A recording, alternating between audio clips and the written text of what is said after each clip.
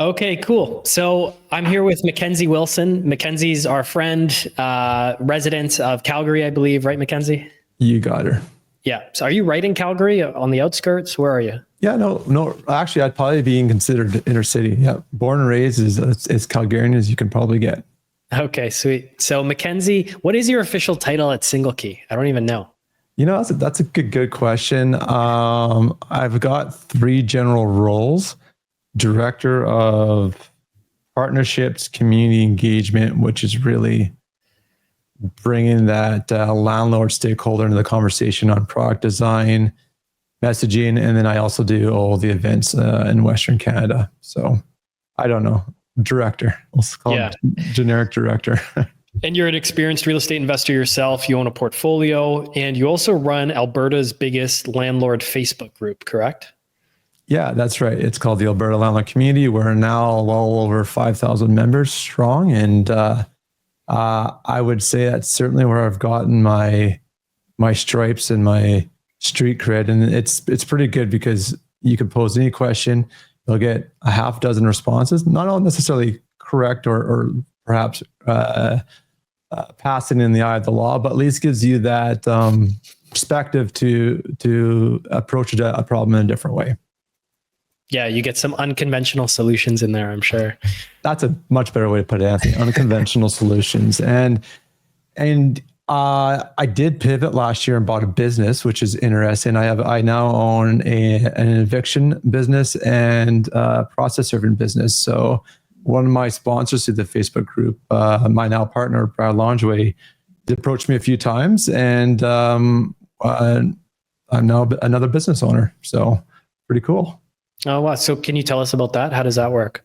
Yeah, for sure. So across most provinces in Canada, there is a tribunal, which is more of an informal court system that's faster and more affordable, that gives Canadians access to solutions when they have disputes with their landlord or tenant. So in Alberta, ours is called RTDRS. It's a beautiful acronym called Residential Tenancy Dispute Resolution Services. And so we'll represent either stakeholder, so both the landlord or the tenant, going through that process.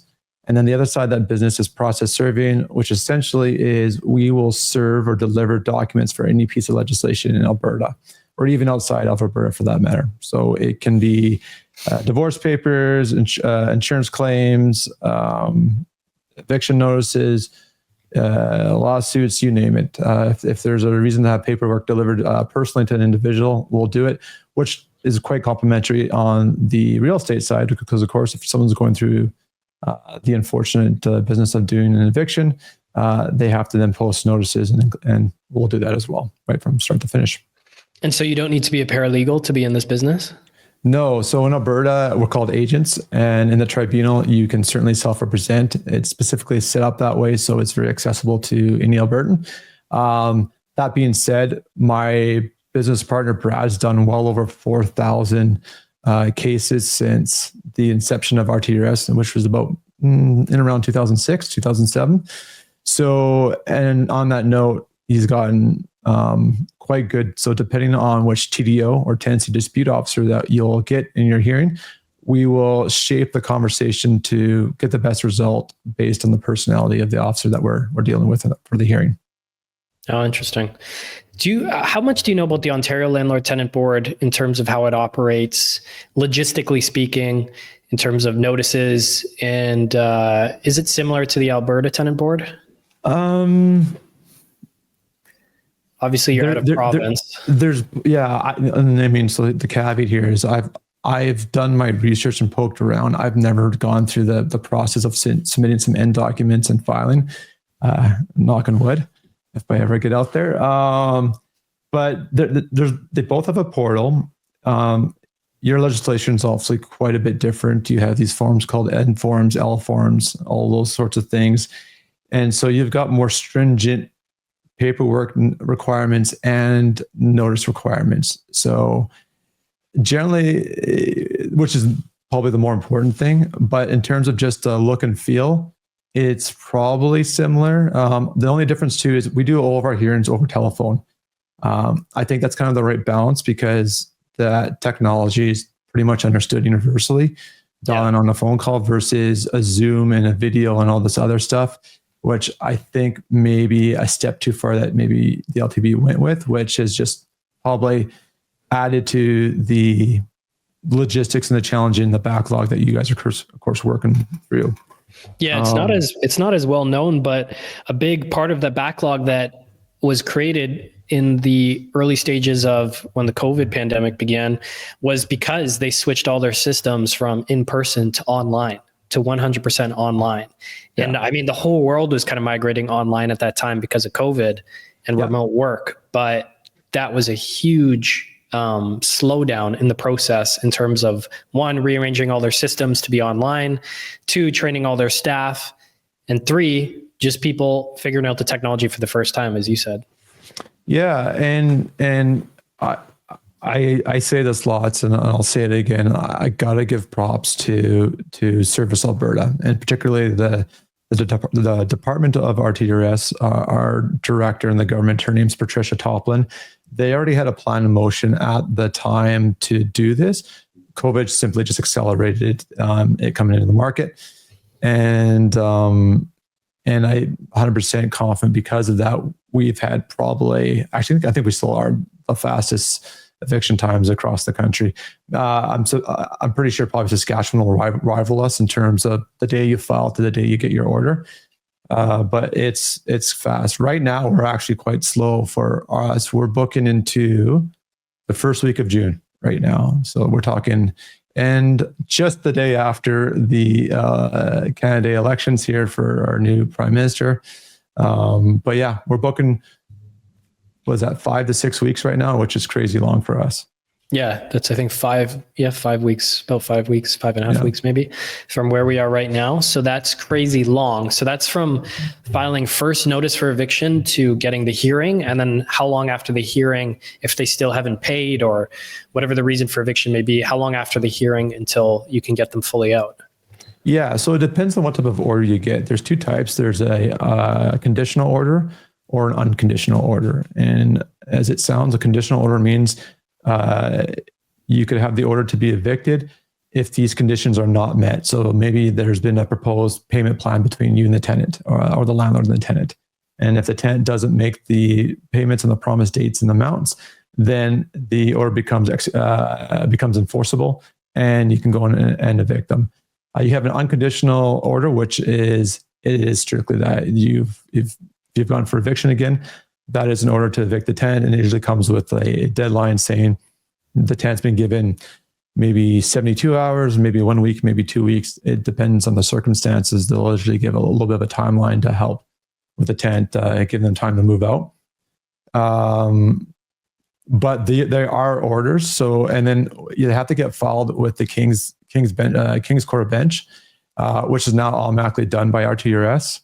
And so you can go right away. Whereas kind of to your question, if there happens to be an overholding tenant, for example, then you'd have to involve a bailiff agency, which is where that's the physical removal of the tenant off the property. But basically, once you get the hearing done, you have an enforceable order within 24 hours. Okay. So safe to say, let's say even right now with the slower times, maybe it's a bit quicker than normal, like you say, but call it anywhere from 6 to 8 weeks. If you properly file the notice of eviction, then you can get them out within, I'd say 6 to 8 weeks maximum. Yeah. And let's put context around this for non-payment or rent. So that's rent arrears or unpaid rent. Absolutely. It would be like that. Typically we book within 2 to 3 weeks. So of filing. So it's always within the same month or within the first 30 days. I was going to add to that. Oh, and so what RTS is also really good for is they always keep capacity in their calendar for emergency hearings. So if there's threat of life, if there's significant threat of damage to the property, like the tenant might flood the unit or intentionally light it on fire or whatever, they can do rush 24-hour emergency hearings as well. So for your average severity, if you want to call it that way, like again, non-payment of rent, we're following it. Currently today, it's 5 to 6 weeks out, but we have time to make things a lot shorter should the need persist or be present. What's the landlord tenant culture like in Alberta right now? Like, is there a push to be more tenant friendly? Is there a push to be more landlord friendly? Is it kind of at an equilibrium and it's balanced and it is what it is? There isn't really a big movement on either side. What's it like right now? Yeah, that's a good question, Anthony. Let's if we take a look at the population and we kind of remove the extremes, like the one-off data, like so you remove the extreme left and the extreme right of being pro market, less government versus government supports all the way. The majority of us are pretty happy. It works quite well. It's quite balanced, and because the landlords have that ability to change rents and change, there's no rent control, so we can match parity with market rates. It also forces us to be competitive because right now we're in a softening market. I actually just filled a vacancy. I do a move inspection tonight, actually. So I just filled a vacancy yesterday. The tenant signed the lease and got my damage deposit. But we're in a softening market where I had to be a lot more competitive. I dropped my rent by $150, about $100 actually, and so it works well for both parties, I guess is the best way to put it. And now that I would also say that our TRS is more well known. I think the biggest challenge with this industry in general is the lack of knowledge of the legislation because it is a heavily regulated industry. But now more and more information is online. There's YouTube videos, there's more resources.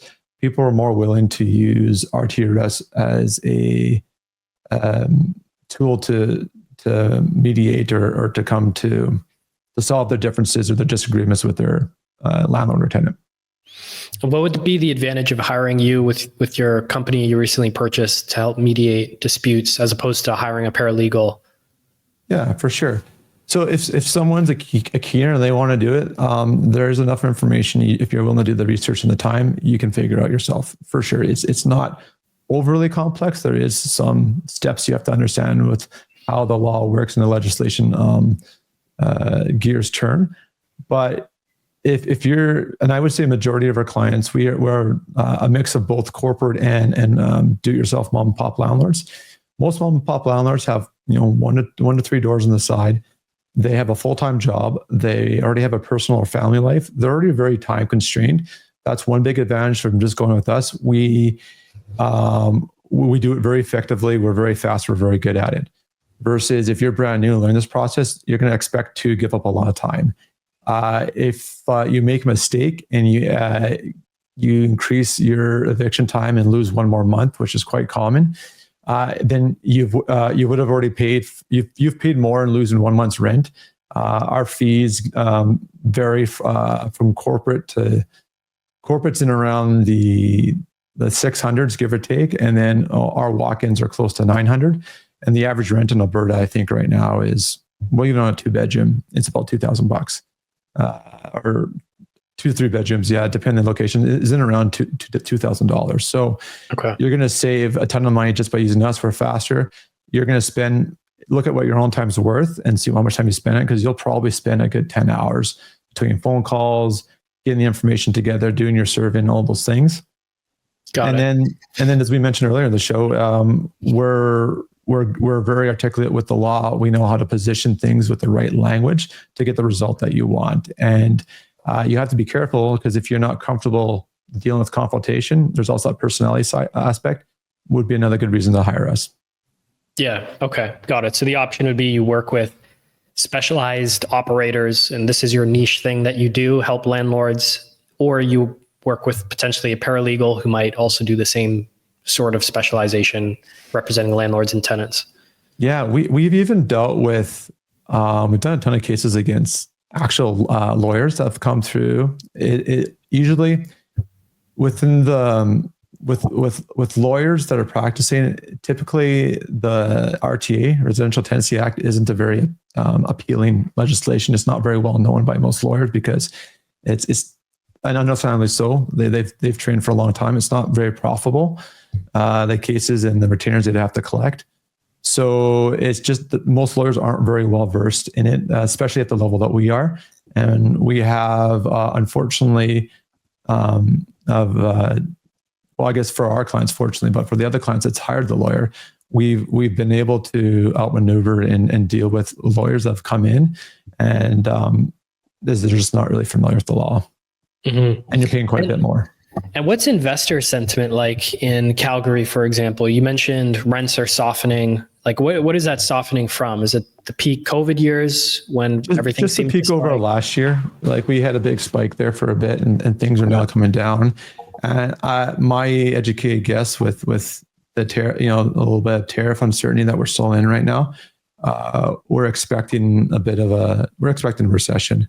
I think that will really hit the market economy probably end of this year if things are kind of trending the way they are. And then that means then going into Q1 of next year, companies will be taking actions, doing layoffs. And then that's where we'll start seeing, because the housing market's always a laggard. It's the last to respond when you have these economic trends. So we'll see that coming into next year, maybe more soft rents, it would be my guess. But to your question about the sentiment right now, investors are still going. There's especially the intentional investors, there's always opportunities out there. So, and I'd rather buy when the prices go down than buy them when they're on sale, as opposed to paying top price. It's kind of that analogy that I don't know if it's Warren Buffett. You want to invest in the stock market when the prices are cheaper, but no one wants to buy stocks when they're going down. Hey everyone, before we get back to the podcast, I've got a quick plug for our weekly Tuesday email update. Every Tuesday, we send out a short and actionable email sharing 3 things the Rockstar team is focused on that week. We dive into the latest data, news, or a chart on the real estate market that's caught our attention, and we give our take on what it means for Canadians. We also share one of our most popular pieces of content, something that's really struck a chord with our community. Plus, we often offer free training classes, special events, live streams, and one-off classes for investors. It's a great way to stay on top of new strategies and learn from our experts without spending a dime. If you want all the insights, upcoming events, and some behind-the-scenes fun, sign up for our weekly Tuesday email update for free today. Sign up now at rockstarinnercircle.com/get started and never miss an update. That's rockstarinnercircle.com/get started to level up your investing. And so I guess you said last year the rents at least peaked. What about prices? Yeah, so prices follow behind rents. So you'll have your rents move first. So that's what we're seeing them come down. Prices are still going up right now. I just checked my property. There's a website called Honest Door, worth checking out. They aggregate MLS sold comps, and they'll look at the specs on your lot and your zoning, and they'll give you pricing. It doesn't take in consideration the current condition of the inside of the home, obviously. So there is a bit of a delta, but it's a really good benchmark. And my properties have gone up another 3% from the beginning of the year. So we're still rising right now, but I expect that to cool off by the end of the year into Q1 of next year. Yeah, just with tariff threats, I guess. How has Calgary diversified their economy over the years? It used to obviously be so dependent on the energy sector, oil and gas. Yeah. What have you seen change over the last 5 years or 10 years? Because I have heard a lot about how the industries have diversified. It's not so reliant as it used to be. 100%. So it is still definitely the backbone of Alberta. It's still the biggest single contributing industry to the Alberta's GDP. That's oil and gas or the energy sector. 2 things have changed. One, with the sentiment over the last decade of institutional money not choosing to invest into long-term oil and gas projects like refineries, pipelines. Those projects have huge timelines for returns. You know, they're multi-billion-dollar projects, 10, 15, $20 billion projects, 5 to 10 years to even get into production, let alone another 5 to 10 years to start seeing those returns. So all the oil and gas has basically been self-funding over the last decade. And what that means is the oil and gas they're not really exploring doing new projects. They're just running their current operations. They are using their own company balance sheet to pay for their maintenance and their current exploration they've already done. And So there's no institutional money there. And what that means is there's been a lot smaller output, but with that smaller output, the oil and gas is in a really solid position because we've got strong balance sheets, because we've taken a very conservative approach over the last decade, mitigating not only the lack of institutional money, and then we did go through a recession through the mid 2015, 16, and 17 going into COVID. The changing in the Alberta market now is we've done a lot of good inroads to diversifying the economies. The tech sector's definitely picked up. FinTech and or just startup tech companies in general have really come through. And I think we'll continue to see that, because what's happening in Calgary that's made us quite appealing is we have the best tax jurisdiction across Canada in terms of just being most business friendly. We still have a significant vacancy in the downtown core for office space, which makes it quite affordable for new companies to come in and set up their headquarters or their office here in Calgary. And then our average cost to buy a home in Calgary compared to the national average is still well below. So we have a lot of huge factors and affordability factors, plus a higher average income too. All these factors make it quite appealing to start new businesses, no matter what their industry they're in. Damn you guys with your affordable housing. The Alberta advantage is, Cool. So SingleKey's been rolling out new features, I feel like almost like on a weekly basis, a monthly basis, these last few months. So I wanted to dive into some of these because a few of them were really exciting to me. So can you chat about some of the new features that you've rolled out? Yeah, almost near monthly, Anthony. We've always tweaking and bringing in new features. There's a ton. So from your perspective, I'm actually curious, what's jumped out to you first that you've seen lately? Okay, first things that comes to mind are the integration with OpenRoom and CanLII. So for anyone that doesn't know, openroom.ca is like a crowdsourced platform run by a lady named Wee-Ting Bolu. She's been on the podcast before, and she started it because she had a tenant that destroyed her house. She said, never again, there's got to be a better way. So she started this website where landlords and tenants, if you've had a bad landlord, can upload documents that are actual court order documents. So you must have gotten like an eviction order from, let's say, the Ontario Landlord Tenant Board, but all across Canada. So like the Alberta board, like you're mentioning, you can upload these onto OpenRoom. And then when you're screening for tenants, you get a tenant applying for your property, you can put their name in and see if they pop up in a document that's been uploaded. And so I've heard of numerous reports from different rockstar investors we work with that they have found names on OpenRoom. I personally haven't found one yet. However, I've heard from enough people that I know it's definitely a good resource, and the amount of orders are definitely accumulating month after month on there. So last time we did the interview, it was like 25,000 plus court orders were on there. I bet it's probably north of 35 now, if I had to guess, 40 even. Yeah. And you guys have now integrated OpenRoom directly into your SingleKey tenant and credit background check report, which is awesome. Yeah, that's it, Anthony. We've I made this prediction during COVID on one of my streams into my Facebook group. I said that there's only going to be more and more data points or databases that we can look at to ensure people are who they say they are. They're, coming across authentic. We're getting truthful information on the application, and it's continued that way. And to add to the OpenRoom, as you said, crowdsource eviction data across the country. We also added SOQUIJ. That's the eviction data directly from the tribunal in Quebec. Exciting news. BC announced within the last month, I want to say that was early in March, they are now making their eviction data more readily available online. And hopefully it's not redacted either. So that's coming down the pipe. And, this was a hot button topic. I actually got interviewed and request for comment from the Edmonton Journal and CBC News in 2020, between 2020 and 2022, over those 2 years on this specific topic. And I must have read thousands of comments online and Reddit and all the different online communities.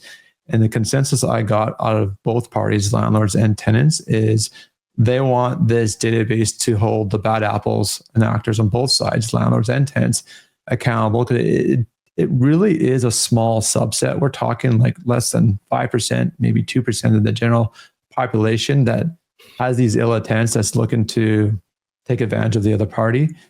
And they want that information available online. The consensus was people should be responsible for the actions. And if someone's being a slumlord, not providing adequate housing to basic human needs, or someone is predatorily preyed on another homeowner and not paid thousands of dollars in rent, people wanted to know that. And that was the general consensus.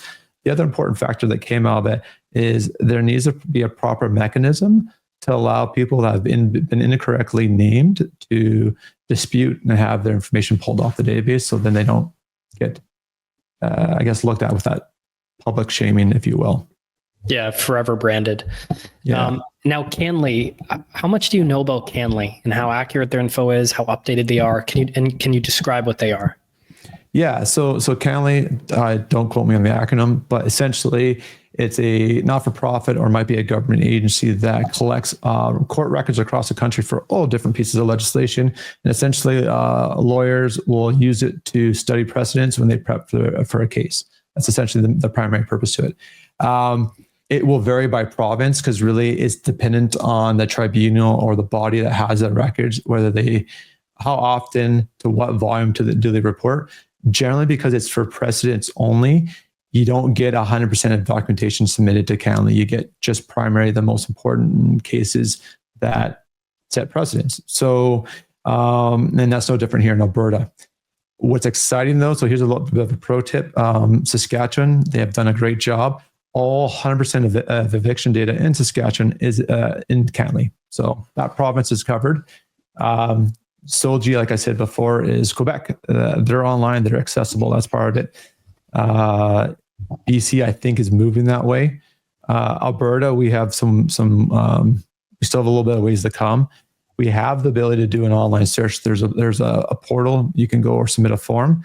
However, it takes well over a week, so 5+ business days to get a response. And when you're trying to place and attract good tenants go quickly no matter what market cycle you're in. If it's a low vacancy, high vacancy, they always go fast. And so unfortunately, to search the most relevant database you want to search for renting out your property eviction data, it's not accessible in enough real time or near real time to use as part of your due diligence process. Okay, cool. This is definitely a positive trend that I like hearing about, hearing that provinces all across the country are making this information more readily available and transparent. That's great news, I think, for all parties, like you mentioned. And also it's good just for me as a Southern Ontario real estate investor, or many people listening to this podcast, because like I've gotten, numerous tenants that are migrating from another province, from BC. I've got tenants. I've had tenants from Montreal moving here. So if I can run a single key report and it's integrated with SOQUIJ, I think you said, which is the Quebec one, I can see if these tenants moving from Montreal have any eviction records there, which is fantastic. And absolutely. Yeah. So I hope these data sets keep coming out more and more. And I'm assuming, based on what you've done so far, that you're just going to keep plugging in as many of them into single key reports as they come out. 100%. That's exactly it. It's pulling the relevant information you guys need to make the most informed decision possible when you're placing your next tenant. Because really, there's a saying it's passive income. I know you and I can probably talk at length how it's not. It's definitely not the short answer. But there is a night and day difference by putting the right tenant in on day one. And I'll call it, you'll put your tenancy on cruise control versus you've just created a new part-time job for yourself, plus the stress of dealing with someone that's not paying rent or even worse, damaging your property. Yeah, 100%. So that's huge. I mean, SingleKey, these reports, I'm a huge fan of for checking credit. It's becoming more and more of a one-stop shop because checking OpenRoom and CanLII was just an additional step that I was doing whenever I screened a tenant. But many landlords, still weren't aware of these things, even though we're spreading the word. We teach them in the Rockstar class we have about screening tenants. But to integrate it removes one step more for me. It puts the SingleKey stamp of approval on it, which I like. And it introduces a lot of new landlords to these databases that they might not have known about. So Big positive there. Kudos to you guys. The other one you guys have I wanted to ask about is document verification. So how does this work? And what is your system for checking these documents? Yeah, so document verification, we're using AI, algorithm, software, whatever you want to call it.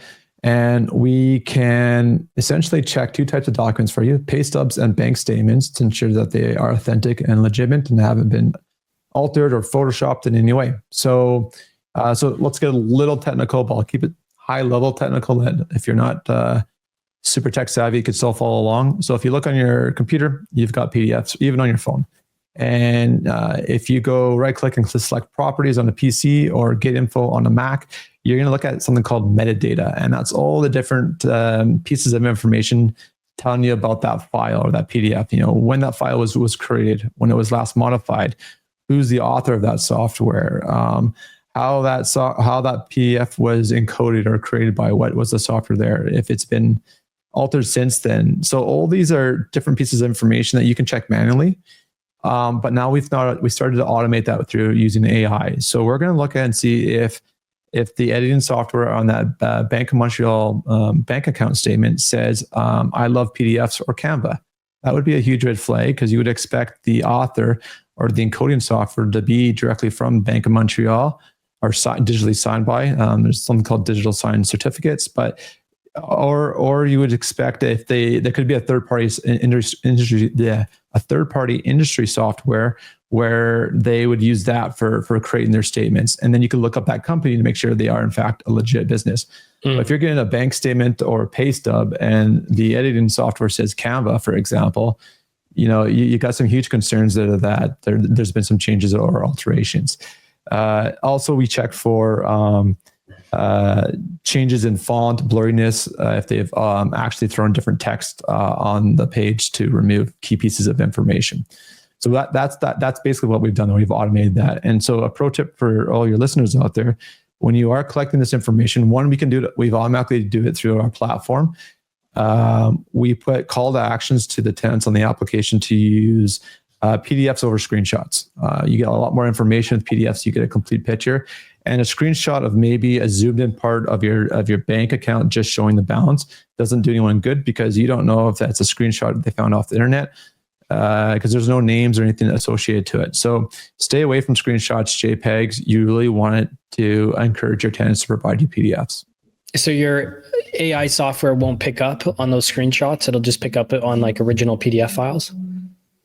No, we can scan some of the JPEGs, but yeah, we have so much less information to work on. It's quite difficult. So we don't really have a foundation to compare for yet. So most of the value of that software does rely on the file being a PDF. Okay.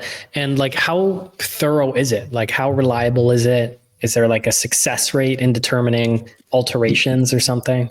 You know what? Let me take the one and verify you. I'm going to take my educated guess, and we're well into the 90%. Like I'm sure the false positives are probably 5% or less, and I'm sure we're reducing over time, because as we get feedback or people share an issue with us, we go in and update the software. So it over time, as the more checks it does, the accuracy just continually increases.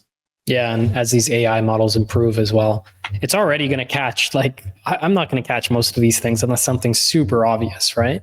But it's very easy to kind of go through a tenant report, and there's a lot of information to unpack, and to kind of skim through different things, right, without catching them. So it's great to know that this is an option. So basically, when you send somebody a credit check report using, I think you call it the background check report, single key background check report, you can pay for it. You can have the tenant pay for it. I actually always have the tenants pay for it. It's $25 plus tax for the basic report. And as an option in that report, you can have them upload pay stubs and bank statements. And so if you are collecting these when you're screening your tenants, I would just recommend you use the single key report so you can run your own credit check. But then you have this option of collecting those documents through single key, and you're now going to have this AI, analyze it to see that if it could be altered, which is just another line of defense that you have. Yeah. At the end of the day, we're just trying to get you accurate, authentic, factual information. And with the tidal wave of AI coming into almost every part of our lives, and especially in the business, it's becoming even that much harder to verify something is in fact authentic. You can have AI write you a very compelling letter of reference, employment letter. So as AI gets better and better, it is becoming more and more paramount that you get information from a source that you can trust. And there's about 3 features I'll add in that last little spiel for you, Anthony. So now, as you send these invites out, and you said that you asked your tenants to pay for the reports, the tenants now get to own that credit report for the next 45 days, and they can shop around and apply on as many properties as they want, and minimizing the number of inquiries on their credit score. Also, both Equifax and TransUnion in the fall last year in November retroactively went back 2 years, and now they no longer count credit checks for housing needs as a hard hit on their credit score. So they don't impact credit scores anymore. No way. Yeah. So no single key check. There's no impact whatsoever. It's soft. Yeah. So it's a soft check. You will see the inquiry again show up on the inquiry list, but they don't impact the credit score. And this is across the board for any housing application. For a credit check relating to renting a property. What if you just get your own Equifax report, as tenants often do, and they try to bring it with them? I can't. Yeah, I'm not sure. I can't speak for how Equifax treats those checks. It would depend. The next thing too. So we're talking about documentation. Our application process. It's all online. It's thorough. There's some celebration there. I don't know why. Balloons just came across the screen. We're celebrating here. We allow you to collect any documentation. I've had tenants submit Canadian work permits, letters of reference from their previous landlord. Any information that can support their case, why not add it in? Let them show their best foot. So that's the power of it. The document scan fraud check just pertains to PDS for the bank statements and the pay stubs, but you can collect anything. We collect photos on pets. And then we have the same thing. We have an ID verification service too. So if you've ever done it's called KYC, know your customer, but most online, especially financial institutions, will probably send you a link to verify that you are who you say you are, where you take a picture of a government issued photo ID, take a picture of your selfie, so you got a recent photo, and then it will compare and make sure that they are one and the same.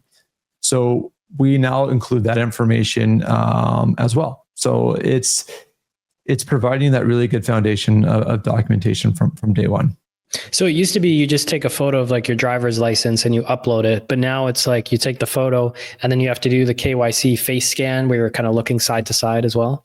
Yeah, side to side, exactly, all of that stuff. So it is optional, but I still find that most tenants do complete it, and it will then just show you the selfie and then the government issued ID. We'll also scan the ID and pull out key information and make sure the legal name on the ID matches the legal name on the application, and that matches the legal name in the Equifax report. So you've got that high degree of confidence because we're cross-referencing all these key information from trusted sources. The next thing, this is what's coming down the pipe. I'm excited for this. So I just went through a vacancy. I did a bunch of feedback with our team on our pre-screen form. So I also call it a viewing questionnaire, but really it's that quick, light few questions you want to ask just to justify the time to go down and book a viewing. And I actually have a change of opinion on that too, because I just went through and I did some changes to my own process. But generally, you want to get some information to justify that time driving to site. So, how big is the rental party? When are they looking to move? Do they, are they okay with doing credit checks? Do they have enough money on hand to pay first month's rent, last month's rent in Ontario, or security deposit here in Alberta? And if they don't meet some of those requirements, let's not waste each other's time and not drive across the city to do the viewing. I have also, though, and I think we talked about this in the past, I do tea time bookings where I'll book 10-minute slots for viewings back to back to back. You get that third-party instant validation. And when someone asks, well, how much interest have you got? And they actually literally see the tenants before them walk out the front door. Yeah, social proof. Social proof, exactly. And now saying that, I've invited more people long as I can confirm my first initial viewings, and I get people calling me last minute, especially a couple hours up to that same afternoon or hours before the viewing, or even driving to the viewing, I'll just say, hey, you know what, come out, maybe tell me a little bit. I always try to get some information on the phone so I can say, because I don't, again, if it doesn't make sense, like they're a family of 5 looking at a 1-bedroom, I'm just gonna say, hey, like, this doesn't make sense. It doesn't work. Let's not waste each other's time. But even if I don't get a lot of information and I've already got someone who's confirmed their viewings and I know they're going to show up, I'll throw more people in because, hey, maybe something might work out. Or if not, then you get the benefit of the social proof. Yeah, I actually do the same thing. So if I have that 1 or 2 good leads already booked, I'm already going to the property because the lead is pre-screened and seems solid and worth my time. And people kind of half reach out or don't fully disclose things or just message me on Facebook, right before the viewing. I say, look, I'm going to be there at 2 p.m. And to your point, it's like, just get people to the property. Great if it works out and they're actually a great qualified lead, and even better if they want the place, bonus points. The worst case scenario is still letting them see the place, which is what they want. And you are showing that social proof, which is there, which is almost always there, but you screen out a lot of those people along the way.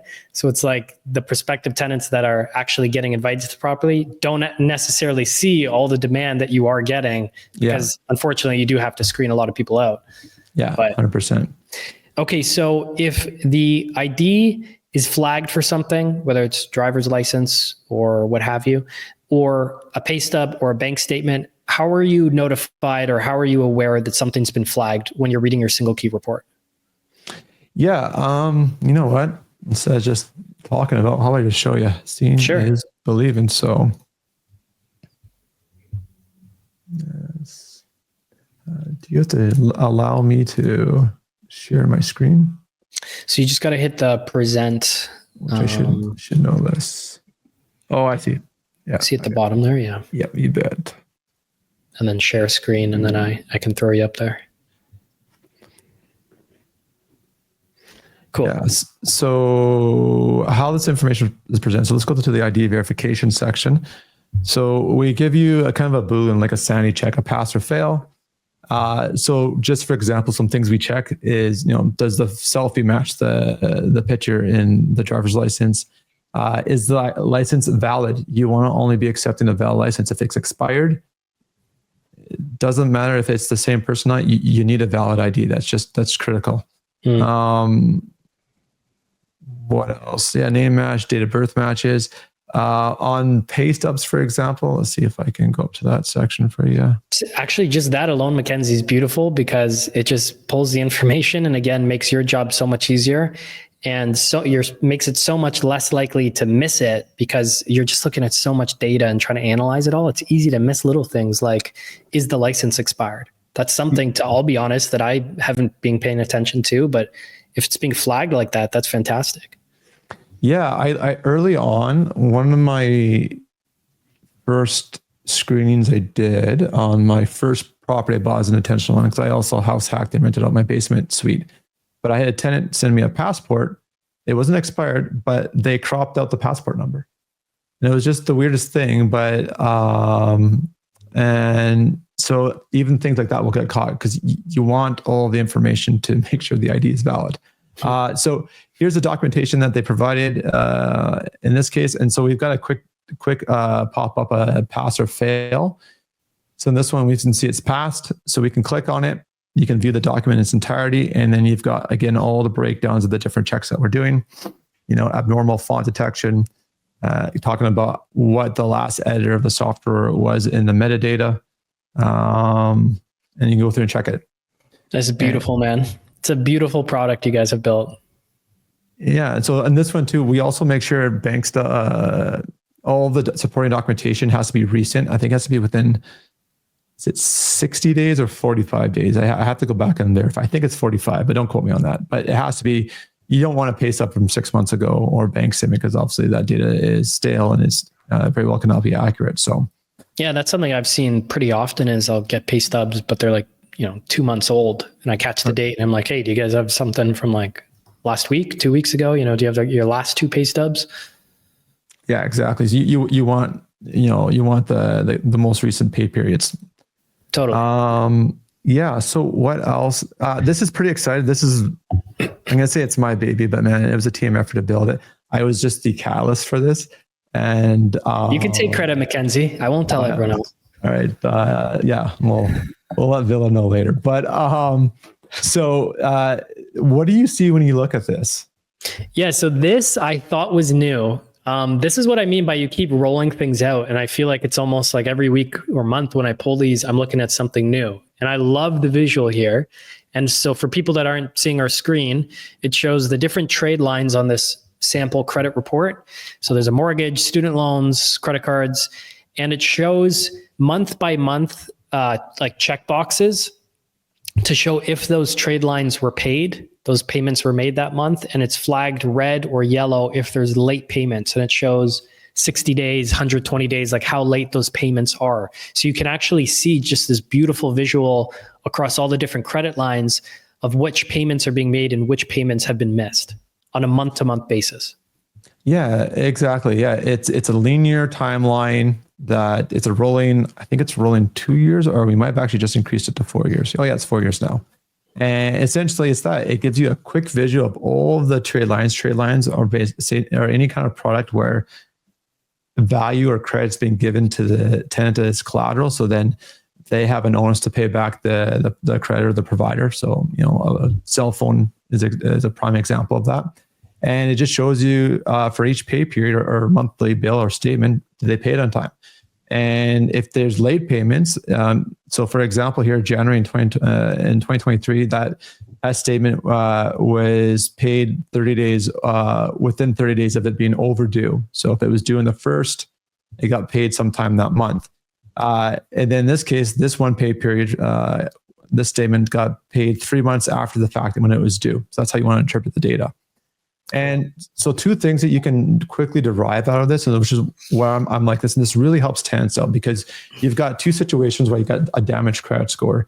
You've got because the obvious is it's internally based, meaning the individual's got poor financial habits.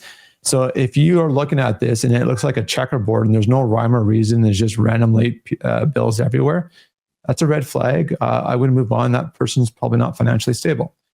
But on the flip side, externally speaking, if someone's had their credit score affected poorly externally because they went through a job loss, they've been let go and packaged out, or they've gone through divorce, then they're going to have a damaged credit score, but it's not indicative of who they are and how they maintain their finances.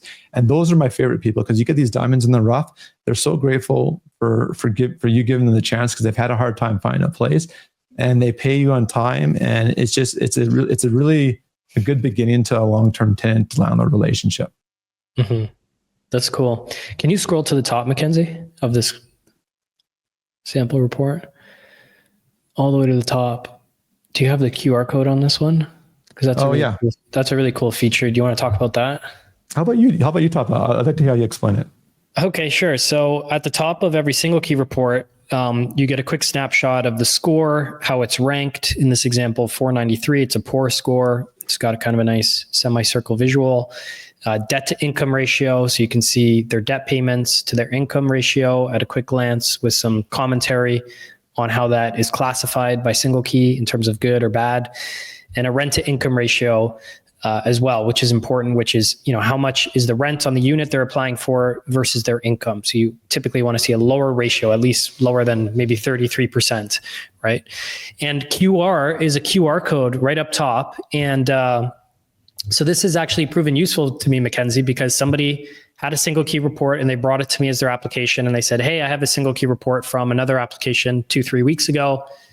And normally I would say, look, this is great. Thank you for bringing me a credit report. Unfortunately, I'm going to have to run my own, right? Which is going to cost the tenant more money. It's going to ding their credit score. Well, no longer at least, which is good to know. But it has a QR code on these SingleKey reports now, which I can scan with my phone, and it'll take me to SingleKey's website to verify that this is a legitimate SingleKey credit report that I can verify and trust is accurate. Correct? Yeah, that's it, Anthony. I'll take credit for this too. But again, a great team to make it actually come to life. Ideas are great, execution's everything. So it's certainly a team effort. But that's it. So this QR code, when you scan it, will ask you to log into your SingleKey account, and we'll we'll deliver the same report this tenant has for free. It'll be added to your homeowner or landlord account. And so that gives you the confidence that everything in that report that now you've gotten directly from us is authentic, is accurate, is truthful and real. But it also gives a tenant the ability to put their best foot forward, make that best first impression at the viewing, especially when it's in a competitive market. They know what this tenant in particular will know what you're looking for because they've already bringing the credit score to the game. And they can give it to you and you go, oh smokes, this guy already gave me a credit score right off the hop and with all the information. Most likely you're going to shortlist them to go on the next step or even rent to them. So it's really a win-win for both parties. Yeah. No, kudos to you guys. I think the brand recognition for SingleKey is really there right now. I have people messaging me just on Facebook and saying, hey, do you run a SingleKey report? And tenants seem to know about it. More and more landlords seem to know about it and are using it. I think you guys are just setting like the gold standard for tenant screening in Ontario, at least when it comes to credit and document verification and ID verification. Amazing. Love it. Thank you. It's been a passion project, and really our whole prerogative is to reduce risk or give you confidence, which is confidence comes from knowledge and understanding. From that lead to lease, that time you find and place a tenant is really the most critical step. And then it is the biggest dictator of how the rest of that tenancy will go. And so our goals is to operate within that space and do it really, really well. Yeah. Other features of the report, maybe we can chat about quickly. You have the option to do a TransUnion or Equifax report. Is there one you kind of recommend more than the other? And if so, why? Like why even offer both options? I've used all three. And by three, I mean, I've done just Equifax, I've done just TransUnion, and I've actually pulled dual reports where you can check both of the bureaus at the same time. So in That's Canada, right. Our two biggest bureaus are Equifax and TransUnion. There's also another company, kind of a competitor, but not really. It's Front Lobby.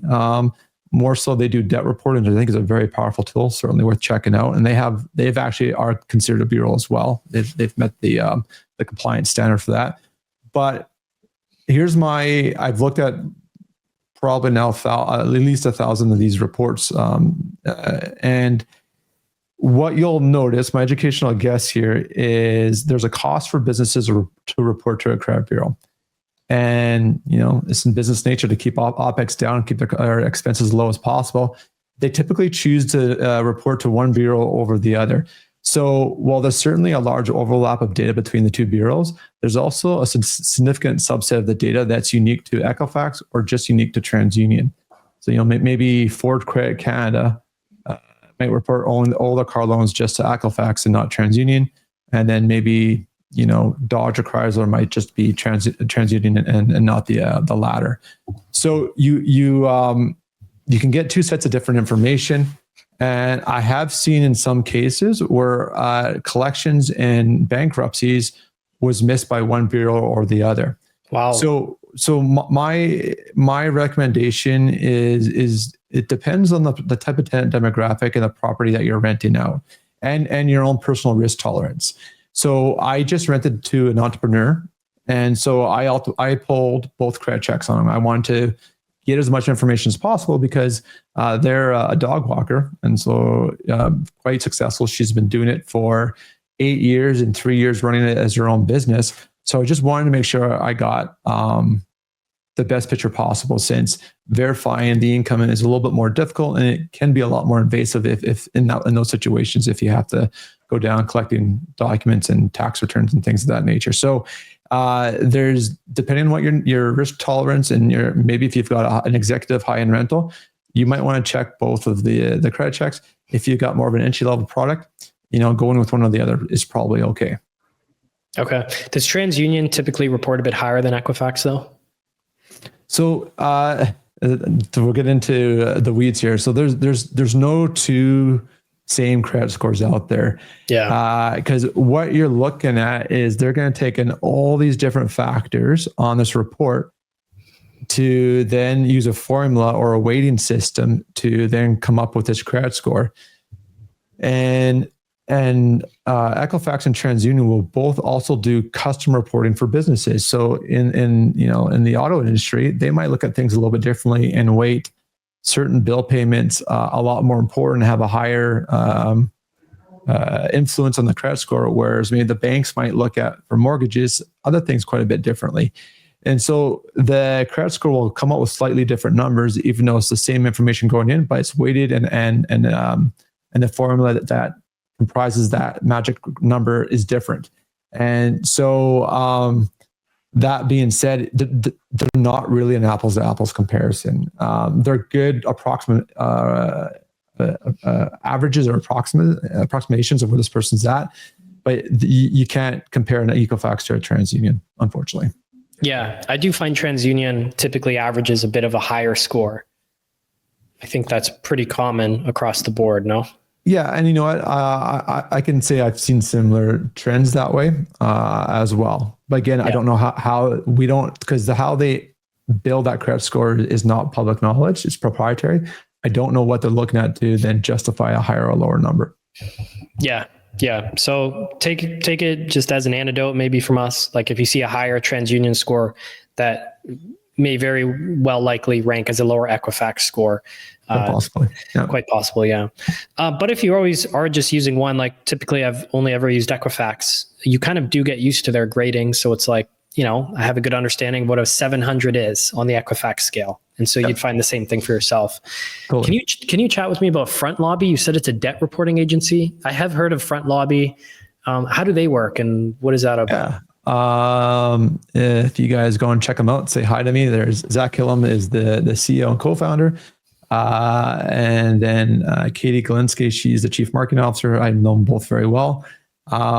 They are a complimentary service to use a landlord. They do a couple things really well. There are two primary things: is they allow tenants to build their credit score through reporting the payments to Equifax and TransUnion. So I think that's a huge one. I actually use it as part of my screening process. So I say, for you to rent for me, you actually have to sign up for the service because it is optional, especially the tenants in good standing. They don't have to sign up. But if they choose not to sign up during my screening process, that's kind of weird because really, I only see benefits. I have yet to receive a good objection why they shouldn't sign up. And so that's the one side is definitely positive. But more powerful is they give you guys really access as, again, similar tools that large corporations, banks, and financial institutions have, where they want to report bad behavior. So if you've got a tenant that has not paid rent and you're in rent arrears, you can report that as an open revolving trade line as a negative amount owed. So then any next property manager or landlord or investor or homeowner that's worth their salt and should be doing credit checks as part of their due diligence will flag and see that. To add on that, there's a couple different things. This is what actually probably my favorite part here is it just has to be a contractual obligation. And what I mean by that is if you have it in your lease that rent is $2,000 a month, the parking is $100 a month, and then the storage locker is $50 a month, and they're not paying any of that, you can report all of that amount. You can report damages, but then you have to go through and get an eviction order from the tribunal in your province. And because damages are subjective, I might think there's $10,000 of damage, and the other tenant might say there's only $4,000, or it might say there's zero. So you do need that third party validation to quantify the damage amount. But like I said before, anything that's contractually obligated, you don't need to go through an eviction order in your tribunal of your province. That's the most powerful thing because they're actually using different legislation. It doesn't relate to the RTA. It relates to, because essentially you're operating in a commercial capacity as a housing provider, whether you're a mom and pop or a large REIT or multifamily player. And so you can report this as money owed and have their credit score impacted. Yeah. Wow. Now, is that a service you have to sign up for separately through Front Lobby, or can you do that through SingleKey? It is separate through Front Lobby. Okay. Because doesn't SingleKey have a similar type of rent reporting? We do have that with Equifax if you use our rent collection tool. Okay. And the rent collection tool is essentially you get your tenant to sign up for pre-authorized debit to automatically debit their bank account each month as opposed to receive e-transfer or post-dated checks, correct?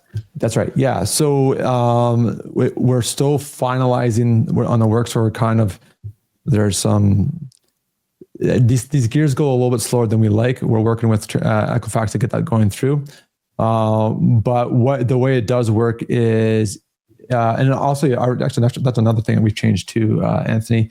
Rent collection is now both, it's always been pre-authorized debit, but now we brought in Interact e-transfers. So we'll do that on behalf of you. And now you'll get your rent within an hour as opposed to 2 to 3 business days, which at the timing falls on a long weekend, could be even longer before you see that in your account. But if we can see that that rent is being paid on behalf of the tenant to the landlord, and we've got that clean data, Equifax has been very keen to get that from us and put into their database to help build the credit scores of tenants. Especially, there's a large demographic too, they're called credit invisible, where these tenants don't have enough credit information to actually formulate a credit score. And that definitely hampers them in terms of just better quality of life, because your credit score is quite fundamental to living life and getting those products you need to build your life and go forward. Yeah, that's really cool. And you're right. I don't see a bad or objection to the credit reporting software aside from, well, I'm not planning on paying rent, or I'm not confident in my ability to pay rent, so I don't want to sign up for the service because, what if I miss rent 1 month, or what if I'm late? Exactly. Which is exactly what you want to hear, so you can move on from that applicant, right? Exactly. Yeah. Yeah. So that is, oh man, there's some other stuff too that came in mind, but. Well, last time we chatted about your international credit reports, where you can actually pull credit from many different countries around the world. So if you have a recent immigrant, you can actually pull credit from, I forget the whole gamut of countries, but how popular has that product been for you? Are you guys seeing people use it? Yeah, it's picking up. It got a lot more popular. It is a little bit more of an expensive tool because just the partner that we have, and essentially what they've done, their name is Nova Credit, and they've gone through and standardized the credit reporting system and the monetary system in all these different international countries into a North American format that you can get the best apples to apples comparison from a credit score perspective. So what's exciting about that now is it's gone a lot better now because the tenants can now, again, pay for it themselves as opposed to you paying for it. And then they can keep that credit score and then shop around. And I think this is a huge advantage for the new Canadian and immigration to our country. Based on Stats Canada's latest numbers, we cover about 8% of immigration into this country from the source country. But what's more important is they can spend $50 and increase their chances of getting selected for a tenancy by bringing their home country credit score with them, as opposed to being an unknown entity. And if they're unknown, generally what happens, and unfortunately it's legal in most, actually I believe it's legal in all provinces, these are the ones the legislations I'm familiar with, that you can't ask for multiple rents up front. The tenant can certainly offer it, and that's their prerogative, which is usually what they end up doing. And now you've got a new family immigrating to Canada. They might have, $60,000, $50,000 to the name, and they've just given up $30,000, $40,000 in prepaid rent just to get a housing. They can keep that money in their pocket and start their life sooner and rebuild a new life here in Canada, as opposed to having that money prepaid out. Yeah, it's really cool. And great for you as a landlord, right? Screening new tenants, new immigrants to the country. Last thing I want to ask you about, MacKenzie, because I've received many questions about it, is your rent guarantee program. How does it work and who is it for? Yeah, and we just made a bunch more changes to it. And so when we use the word rent guarantee, that's basically when the landlord will go and choose to purchase it and get that protection in place. Essentially, it my CEO is going to give me shit, but that's okay. I'm going to describe it this way. It's kind of like insurance in the sense that you get this coverage in the event that your tenant stops paying rent, and it could be for any reason. They lose their job, for example. But then you go through the process and open up a claim with us. We take a look at it, we approve it. Then within 2 weeks, you get your first payment paid out. And then we keep checking in with you every month as if you're going through the eviction process, and keep paying you out for every month that you incur of unpaid rent. Now, what's really cool about that, and so the numbers are, it's either 5.5% or 5% of your gross rent, depending if you pay monthly or pay all up front. And then you get $60,000 of the first 12 months of unpaid rent covered. $10,000 is in malicious damage, so they could kick the walls in, they could do whatever. You'll get $10,000 in coverage. and we'll cover up to $2,000. We upped it from $1,500 in your legal costs, which covers you for 99% of all eviction costs in all provinces across Canada. Yeah. Now, what's really cool is there's the same product is called a tenant passport if the tenant purchases it first. But now you can have tenants go and pre-qualify and take their rent guarantee and say, "Hey, Anthony, I just applied on your property. I know I've got not the okay credit score, or I'm brand new. I've just moved up from my parents' house and I'm kind of an unknown. But SingleKey, I've qualified for SingleKey's rent guarantee. They're going to be my co-signer or guarantor. Oh wow! Pay me for all the same numbers, and they pay for the premium themselves. Yeah, you become the beneficiary as the homeowner or the property manager. Oh wow, what a great use case! That's so cool. It's really cool, actually, how a lot of your products benefit both tenants and landlords.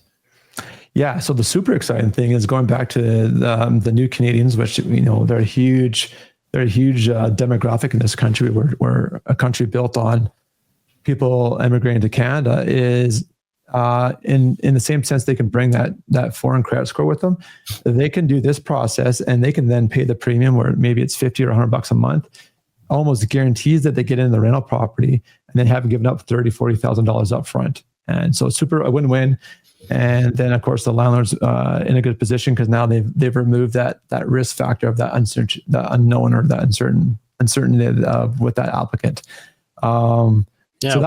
That's the coolest thing. And then, so I know you guys are based in Ontario. I'm excited for this. We've now got 3 Alberta flavors because our risk profile is quite a bit less than you guys. Unfortunately, Ontario, you guys lead the nation in probably the scariest jurisdiction to be a landlord or a rental housing provider. But we've got cheaper versions for us here in Alberta.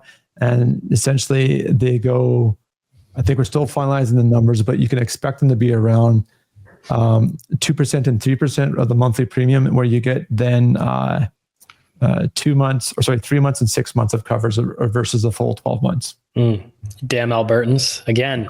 Right. But it's our goal is, and I mean, probably even more fundamentally speaking, our goal is to build trust as quick as possible between you and that prospective tenant, and vice versa. It goes two ways. It's a lot of risk for both parties to rent to an unknown side, because a tenant could lose their first month's rent and last month's rent if it's a scam online, or they might get sacked with a house that doesn't meet minimum housing standards. It's infested, it doesn't have proper heat or running water, whatever it might be. And then also a landlord's got to build trust and give complete control of likely one of the most expensive things they own, a property, to a complete stranger in a very little amount of time. So how do you do that in a way that benefits both parties? Yeah. Super cool, MacKenzie. Maybe we can wrap. I just actually have a couple questions going back to you damn Albertans. Sure. Rent control. How does the dynamic actually work? You're not in a rent controlled environment. So what is it actually like on the streets raising your rent year after year? Do you experience pushback sometimes when you go to raise rent? How much on average do you actually raise your rent? How, I guess, fragile is the system, or how willing are tenants to just move if you are asking for too much of a rent raise? Talk to me about what that dynamics of that kind of free market system actually are like. Yeah, most people are happy with it. Like I said at the beginning of the show, you've got your people on the extreme left or right side of the political spectrum that will disagree or agree. But the general population, it works quite well. And here's why. Because when you have the ability for the supply in the market to keep parity with market rents, everyone shares the burden of increasing rents, and they also get the benefit of decreasing rents. Because right now, if you've got a tenant that's been in a property for 10 years or greater in your province in Ontario, they're not taking on sharing the burden of increasing costs, inflation, all the things that drive the fundamental price of real estate. And so then a disproportionate or a increased burden goes on only the new tenants that are choosing to move. And they have to bear the current market pricing. And that's not fair. The whole market should work together, and that's what keeps it really balanced. And that's why we have really little complaints about it. Rents get increased once every 365 days, regardless if it's a fixed term or a month to month. If it's a fixed term, you can't raise rents during that fixed term. So, for example, if you rented to a tenant and maybe you did like a 3-month trial lease just to see if they're a good fit, turn out to be a great fit, then you rent them, then you extend them to a proper 1-year lease. You can't raise rents until that 1-year lease is done, even though you're technically like 15 months in. So the reason Alberta does, and I think this is a really well balanced to it, is it gives price stability to the tenant where they know that their rent's fixed for the next 12 months. And it's to their advantage to lock it in for a fixed term, because then they can fix their rent. Whereas if they're month to month, I can then, as a landlord, with proper days notice, and I'm trying to remember off the top of my head, I don't do month to month. I think it's 3 clear months.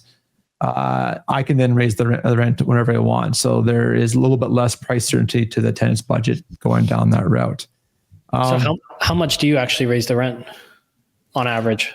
Yeah, so it depends where your current rent is at compared to where the market's rent at that time. If most landlords that keep market parity, I typically raise up the rent to be slightly below the average of the rent out there, because I like to find lots of leads. Lots of leads equals lots of applications, and then many applications means choice of applications. Yeah. And and applications in a hot market versus a cold market will be completely different. So whenever you have a vacancy, you're going to want to get lots of applications, unless you just had a vacancy in the last 30 days. You're going to want to have lots of applications, because you don't know if this is a good application or a bad application or credit score without having something to compare it to. So most landlords actually go in slightly below the market, wherever the current market rate's going. You'll have situations, and this is probably what's hit the media, where a landlord's raise their rent substantially, but that probably, and this is what always gets dropped off my complaint with mainstream media, is we don't get the full story. You know, the tenant that was paying $700 and market rents are at $1,800, and the landlord increases them to $1,400. They'll get burnt in the media. But in gratitude, it is still a significant increase. So when I've bought properties and I've brought them up to market rents, I typically do it over a 2 or 3 period. I just say, hey, by the way, this rent's here, market's at this. Over the next 3 years, you will be getting up to the market rent. So you can expect that delta divided by 3, if it's $200 a year, whatever, to be increased by. Because you know what, we have to be respectful too. If you're, this is actually not a very well known fact, and I've seen this go through my eviction business, Everway Legal Support. We've seen they call it economic eviction, where a landlord is predatorily increasing the rent to encourage the tenant to move out. Mm-hmm. And if you do that to an extent that's deemed predatory, you can have that denied through RTRS. So yes, we do have no rent controls, but it has to be in relation to where the market rents are at and within parity, within $200 to $300, and it has to be reasonable. But if rent's at $2,000, you're going to $3,000, that won't fly. Interesting. So there's still some checks and bounds there. Yeah, and I think it's the right balance that benefits both parties, which is why rents are decreasing right now across the province here, because we're in a bit of a softer market. We also have lots of inventory coming online. MLI Select from CMHC? They've been doing that financing to do the miss and middle. So we're seeing lots of those new 8-unit townhouse developments come in, replacing single family properties. So when implemented right, having the market as close to where it naturally should be without artificial influences with rent controls in place benefits everyone, all stakeholders in the process. Yeah. Cool, man. Okay. I think we can wrap with that. I was just curious about how that dynamic kind of worked. Thank you, MacKenzie. If somebody wants to check out SingleKey, where do they go? Yeah. Head over to SingleKey.com. Google us, SingleKey. We're Canada's largest, most comprehensive report. And report's probably not even the best term. It's both an application and a report. And we have the rent guarantee. I love doing educational content like this. I love these conversations. I live and breathe this thing. Anthony, I know we've chatted many times. You're coming on our our single key webinar here soon in the upcoming week here. If you've got a question, find that support group online, ask it, join Rockstar, for example. That's why these groups are here. There's so many nuances to this business. And I think the other key thing too is if you make a mistake in real estate, the cost gets exaggerated or blown up, or it's exponential. Whereas if you make a mistake, say in a landscaping business, and maybe you wreck someone's lawn because you cut it too short, well, you give them a refund of $200 and you don't charge them for that session. You get a non-paying tenant in your property, and worst case, they're damaging it. That simple mistake easily costs you tens of thousands of dollars, if not more. I mean, I've heard evictions in Ontario, 50, 80,000. I've even seen one on Solo of 135,000. Like that, 6 figures. Like that blows my mind. Yeah, totally. Yeah, I think it's just more money is involved in this business, in the game of real estate. So the ups and the downs, the stakes are higher for sure. For sure. Cool. So check out SingleKey. And then what's the name of the Alberta landlord group if somebody wants to join on Facebook? Oh yeah, for sure. So it's called the Alberta Landlord Community. It's got about 5,000 members. It is in my name. It says run by MacKenzie Wilson. It's online, easy to find.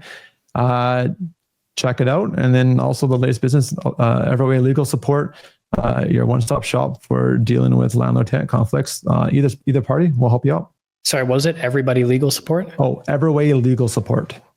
Everyway? Everway, yeah. EVERWAY, Everway Legal Support. Okay, awesome, MacKenzie. Real pleasure, and we'll wrap with that. Thanks as always. Thank you very much.